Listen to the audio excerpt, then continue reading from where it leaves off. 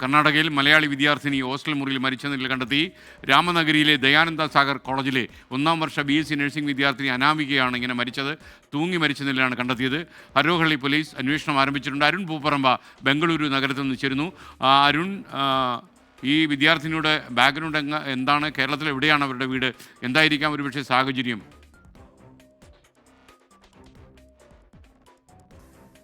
SKN ഇന്നലെ രാത്രി ആ ഹോസ്റ്റലിൽ ഭക്ഷണം കഴിക്കുന്നതിന് വേണ്ടി അനാമിക എത്തിയില്ല. അതിനെ തുടർന്നാണ് സുഹൃത്തുക്കൾ ആ മുറിയിൽ പോയി നോക്കിയത്. അപ്പോൾ മുറി അകത്ത് നിന്ന് അടച്ചിട്ട നിലയിലായിരുന്നു ഉണ്ടായിരുന്നത്.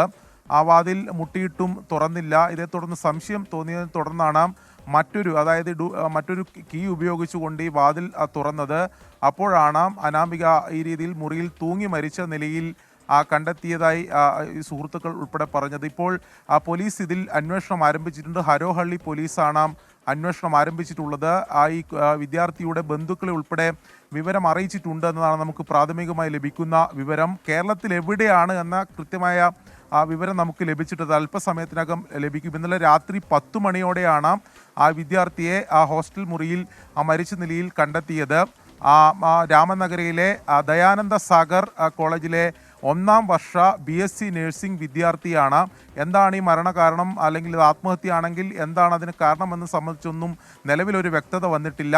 ഹരോഹള്ളി പോലീസ് ഇന്ന് രാവിലെ അവിടെ എത്തി അതിൻ്റെ പ്രാഥമിക അന്വേഷണം എന്തായാലും ആരംഭിച്ചിട്ടുണ്ട്. ബന്ധുക്കളെ ഉൾപ്പെടെ നിലവിൽ ഇപ്പോൾ വിവരം അറിയിച്ചിട്ടുണ്ട് എന്നാണ് നമുക്ക് ലഭിക്കുന്ന വിവരം. SK. Okay, thank you Arun Pooparamba.